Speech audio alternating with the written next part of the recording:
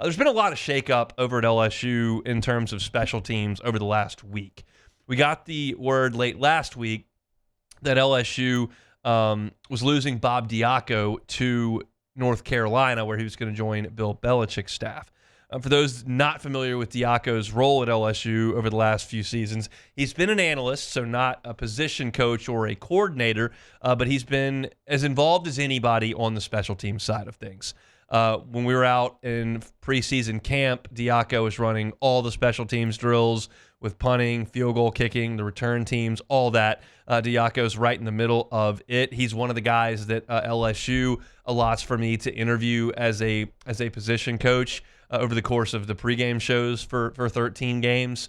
So an analyst that was a little bit more forward than just the guys who sit back and break down tape and scribble notes down. He's very much involved in all that. We talked to Xavier Thomas a couple times during the season about the return game, and Bob Diaco's down there, and he's working the iPad, and they're figuring some things out special teams-wise. In name, he was not LSU special teams coordinator, but very much Bob Diaco was right in the middle of all of LSU's special teams situations. Slade Nagel was initially given that title.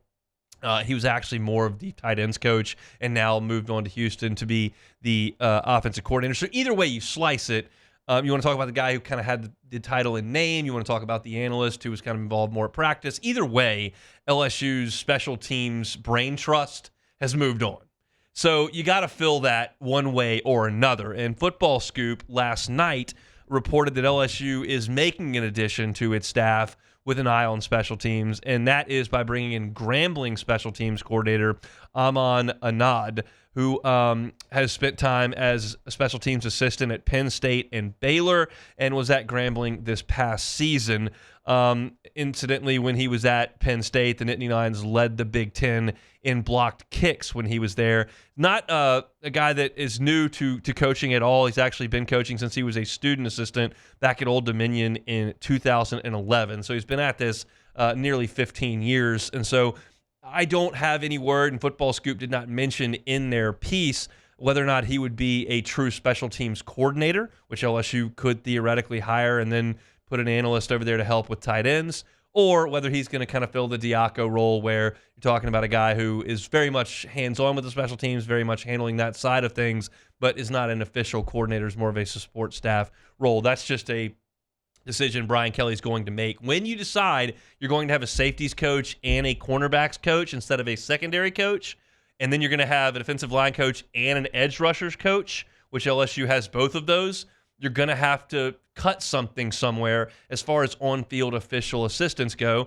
And right now, over the past 2 years, LSU has decided to do that from a special teams perspective. We'll see what the future holds for Coach Aman Anand. Either way, LSU's got to be better on special teams.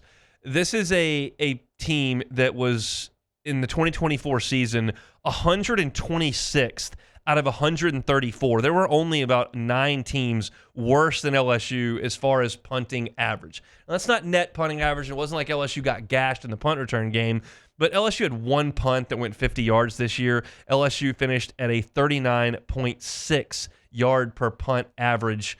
Again, that's just not good enough. You're down there with UL Monroe, Florida International, Northern Illinois, Texas State, UTEP, Troy. This is the company you're keeping as far as punting the ball goes, and there's no reason for that. Now, I don't blame that on Bob Diaco and or Slade Nagel and some kind of analyst. That's the punters just not doing an awesome job at hanging the ball high and kicking it a long way. You've now gone out and got Chadwick, who's a punter that was an all-conference selection in Conference USA last year at Middle Tennessee State. Hopefully, he brings you a little bit more. He had a big leg this year. He's 6'3", and routinely kicked the ball further than 60 yards this year, or last year, I should say, I guess, at this point, at Middle Tennessee. I wrote a portal profile piece on him on LouisianaSports.net. He seems to be maybe a little bit more talented. You had Jay Bramlett do a really nice job the first 2 years under Brian Kelly. You tried to split those duties this year with Peyton Todd and Blake Oxendorf, and one was doing pooch kicks, and one was doing longer kicks, and one was doing the rugby kicks, and it was just kind of a hodgepodge of mediocrity. And we saw that in September, and we saw it again, well, August, I guess it was, and we saw it really the continuation of the season. again, I don't put that all on the special teams coach. And then certainly LSU had some highlights from a special teams perspective. You did a great job in the return game. Xavier Thomas was awesome. You returned kicks for touchdowns in consecutive games, the bowl game, and then obviously the game against Oklahoma in Tiger Stadium in the regular season finale. That was Aaron Anderson and Xavier Thomas that did that. I thought LSU did a good job in the return game all year. You've got a solid kicker in Damian Ramos who did a good job for you. You're knocking kicks out of the end zone every single time out there on the kickoff perspective, which is fantastic to see. So there are some positives for LSU from a special teams perspective. I don't think they were an abject disaster like they were in Brian Kelly's first year, where you couldn't handle a punt, couldn't handle a kickoff. You're getting offsides on kickoffs. You're getting poor tackling in the return game. Like, everything they did was bad. Certainly getting an extra point block to lose a game, chief among those.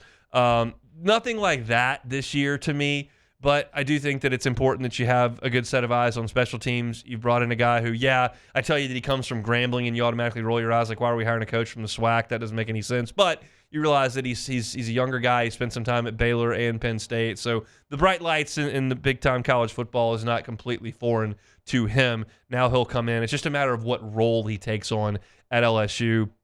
You've got plenty of athletes at LSU to be really, really, really good on special teams. That should be a focus for LSU. And quite frankly, if you're going to try to compete for championships, hidden yards, field position, execution at a high level, it's got to matter across the board. You're trying to be the difference between a 6-6 team or a 7-5 team or an 8-4 team. Well, who really cares? You got to just play a little bit better. But if you're trying to beat the best teams in the country in the Southeastern Conference, and you're trying to do so week in and week out, you got to be better on special teams than LSU certainly was punting the ball this year. You bring in some new talent, you bring in a new coach, and we'll see whether or not LSU can improve their special teams moving forward. So that's your news of the day in LSU football. If you're looking for our football content, you can find it at Hunt on LSU on YouTube, or certainly wherever you find your podcast. Just search Hunt on LSU. It's all LSU football all year round. So you're not going to get hoops content there. You're not going to get baseball content there. It's all football all the time. It's Hunt on LSU over on YouTube or wherever you find your podcasts. So, hey, thanks for watching Hunt on LSU. Before you get out of here, do us a couple of favors. Hit that like button, leave your comments below, and subscribe to the channel for all your Fighting Tiger football talk. See you next time.